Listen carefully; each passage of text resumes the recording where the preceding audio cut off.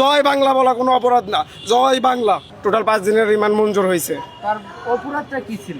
তার অপরাধ শুধু একটাই, জননেত্রী শেখ হাসিনা আপার পক্ষে ফুল দিতে গেছে। মুক্তিযুদ্ধের পক্ষে কথা বলা, মানে মুক্তিযোদ্ধার সপক্ষে কথা বলা। আমি তার ভাই হই, সে আমার বোন।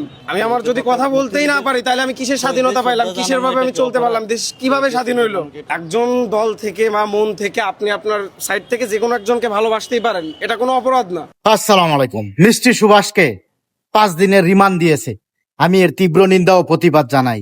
সেই সাথে বলতে চাই, জননেত্রী শেখ হাসিনার উন্নয়নের উপর দিয়ে হাঁটা, জননেত্রী শেখ হাসিনার উন্নয়ন ব্যবহার করা, জননেত্রী শেখ হাসিনার মেট্রো রেল ইউজ করা, জননেত্রী শেখ হাসিনার পদ্মা সেতু ব্যবহার করা, জননেত্রী শেখ হাসিনার টানেল ব্যবহার করা, সব হালাল।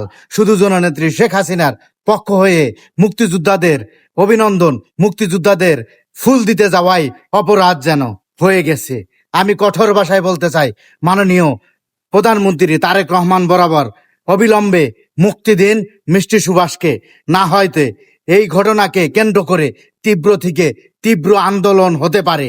সেটা কিন্তু তখন আওয়ামী লীগের দোষ হবে না। মিষ্টি সুভাষ গিয়েছিলেন স্বাধীনতার পক্ষে ফুল দিতে, আর কোনো কিছু না। জননেত্রী শেখ হাসিনার পক্ষে ফুল দিতে, চুরি করতে যায়নি, বাটপারি করতে যায়নি, চাঁদাবাজি করতে যায়নি। আপনি যদি মনে হয় যে উনি অপরাধী, তাকে সাজা দিন, কিন্তু উনি নিরপরাধী। উনি শুধু মুক্তিযোদ্ধার সপক্ষের শক্তিদের গেছে নিবেদন জানাতে। আশা করি বুঝতে পেরেছেন, এবং নিঃশর্তে মুক্তি চাই, দিতে হবে। ধন্যবাদ।